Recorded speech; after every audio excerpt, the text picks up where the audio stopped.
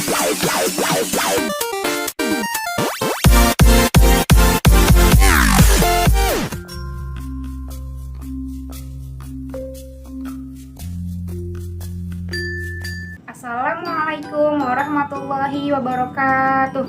Sabahul khair. Kaifa halukum jami'an? Bagaimana kabar teman-teman semua hari ini? Semoga semuanya dalam keadaan sehat walafiat ya. Amin. Baiklah teman-teman, sebelum memulai pembelajaran hari ini, marilah kita sama-sama membaca doa agar diberi kemudahan dan pemahaman yang luas oleh Allah Subhanahu wa taala. Berdoa dimulai. Bismillahirrahmanirrahim. Rabbi shrah li sadri wa yassir li amri wahlul 'uqdatam min lisani yafqahu qawli. Rabbi zidni ilman warzuqni fahman. Amin. Teman-teman, kemarin kita sudah belajar tentang apa? Tentang hukum bacaan. Hukum bacaan mad. Mad terbagi menjadi dua, mad tabi'i atau mad asli dan mad far'i. Mad tabi'i hurufnya ada berapa? Ada tiga, apa saja? Alif, ya, dan wawu. Yang kedua, mad far'i, mad yang banyak cabangnya. Dan kita juga sudah belajar dari mad far'i ini ada dua kan? Kemarin kita sudah belajar yang pertama apa? Mad wajib mutasil dan mad jaiz munfasil. Nah, teman-teman, hari ini kita akan belajar tentang surat Al-Balad. Teman-teman ada yang tahu surat Al-Balad terdiri dari berapa ayat? Ya, betul, 20 ayat. Tapi hari ini kita hanya belajar 1-10 ayat saja. Baiklah teman-teman, sebelum mempelajari isi kandungan surat Al-Balad, marilah kita sama-sama membaca surat Al-Balad dari ayat 1-10. Ikutin ya. Bismillahirrahmanirrahim.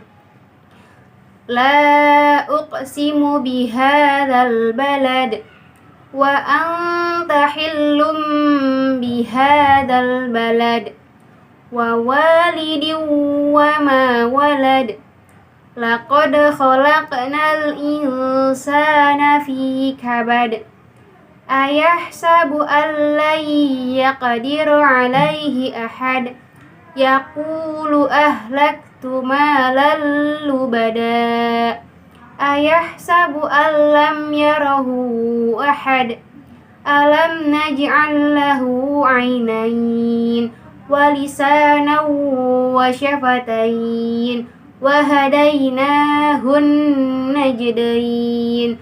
Shadaqallahul azim. La uksimu, kata la yang artinya tidak menurut tafsir Kemenak, ayat itu berfungsi menguatkan. Karena itu maksudnya aku benar-benar bersumpah dengan negeri ini. Atau ayat itu dibaca tidak, aku bersumpah dengan negeri ini, yang juga bermakna menekankan. Allah Subhanahu wa taala bersumpah dengan kota Mekah, tempat di mana terdapat Ka'bah yang dituju oleh manusia dari segala penjuru semenjak didirikan oleh Nabi Ibrahim alaihissalam sampai sekarang untuk melaksanakan ibadah haji dan umrah. Di samping itu, kota ini juga menjadi pusat perdagangan semenjak lama sekali. Karena didatangi setiap tahun dari segenap penjuru itu, maka kota ini dinamai juga Ummul Qura, yang artinya induk negeri-negeri. Wa anta hillum bihadzal balad. Kata hil dalam ayat itu berarti bertempat. Maksudnya adalah bahwa kota ini adalah juga tempat lahir Nabi Muhammad SAW yang merupakan nabi terakhir yang membawa agama Islam. Dengan demikian, Allah bersumpah dengan kota Mekah yang agung karena tempat kelahiran manusia agung, yaitu Nabi Muhammad SAW. Ada pula yang menafsirkan hil dalam ayat itu halal, yaitu halal bagi Nabi berperang dalam kota itu bila diperangi, apa yang tidak dihalalkan bagi orang lain. Wa walidi wa ma walad. Allah bersumpah dengan seorang ayah, yaitu Nabi Ibrahim alaihissalam, dan anaknya yaitu Nabi Ismail alaihissalam, yang nanti menurunkan Nabi Muhammad SAW. Dengan demikian, Allah bersumpah dengan nenek moyang Nabi Muhammad SAW setelah sebelumnya Allah Subhanahu wa taala bersumpah dengan beliau dan kota kelahiran beliau, yang menunjukkan pertalian kedua nabi tersebut.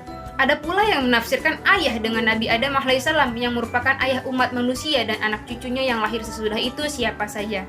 Laqad khalaqnal insana fi kabad. Setelah bersumpah, Allah menyampaikan pesan penting yang hendak dikemukakannya, yang karena itu ia perlu terlebih dahulu bersumpah. Pesan itu adalah bahwa manusia terlahir dalam kesulitan. Maksudnya, manusia tidak bisa lagi hidup tanpa susah payah, sebagaimana dialami oleh nenek moyang mereka, Nabi Adam alaihissalam dan Hawa. di surga karena semuanya tersedia. Tetapi mereka harus hidup dengan terlebih dahulu bersusah payah, berusaha mencari rezeki, mengatasi berbagai rintangan, dan sebagainya. Berdasarkan perjuangan itulah Allah menilai manusia tersebut. Semakin besar perjuangan yang dilakukan manusia dan semakin besar manfaat yang diberikan hasil perjuangannya itu bagi umat manusia, maka semakin tinggi nilai manusia itu dalam pandangan Allah Subhanahu wa taala. Begitu pula lah Nabi Muhammad SAW di kota ini.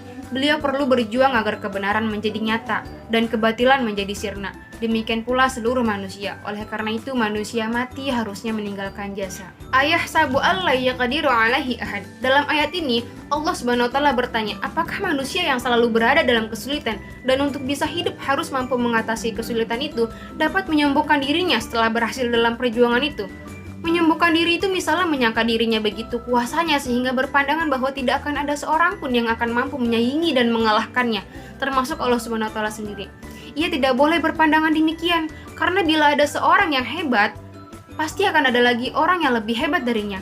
Di atas segala yang hebat itu, Allah Subhanahu wa taala adalah yang terhebat dari segala yang hebat. Yaqulu ahlaktu malan lubada.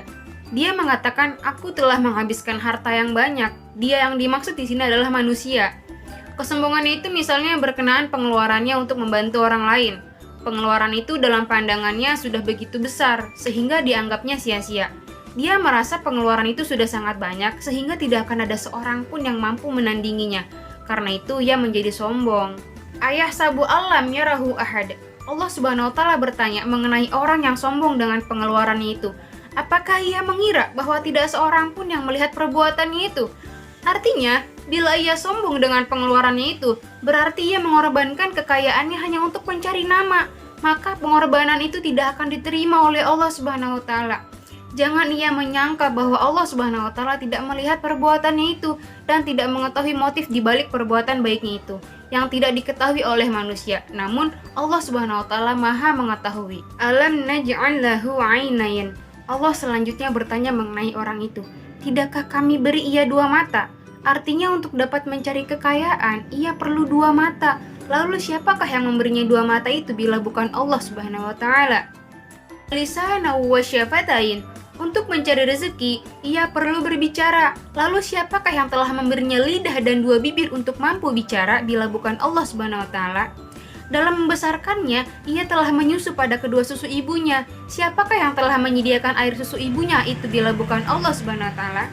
Dengan demikian, keberhasilannya adalah karena bantuan dan kasih sayang Allah Subhanahu wa taala. Oleh karena itu, ia tidak perlu menyombongkan diri karena hartanya. Di samping itu, mata, lidah, dan nafsu adalah nikmat Allah kepadanya yang tiada taranya. Wa hadainahun najdain, dan kami telah menunjukkan kepadanya 2 jalan. Maksudnya Allah Subhanahu wa taala telah memberikan nikmat-nikmat kepada manusia dan menunjukkan 2 jalan atau 2 pilihan, yaitu apabila manusia mensyukuri nikmat tersebut, maka itulah jalan kebaikan. Dan apabila manusia mengingkari nikmat tersebut, maka itulah jalan keburukan.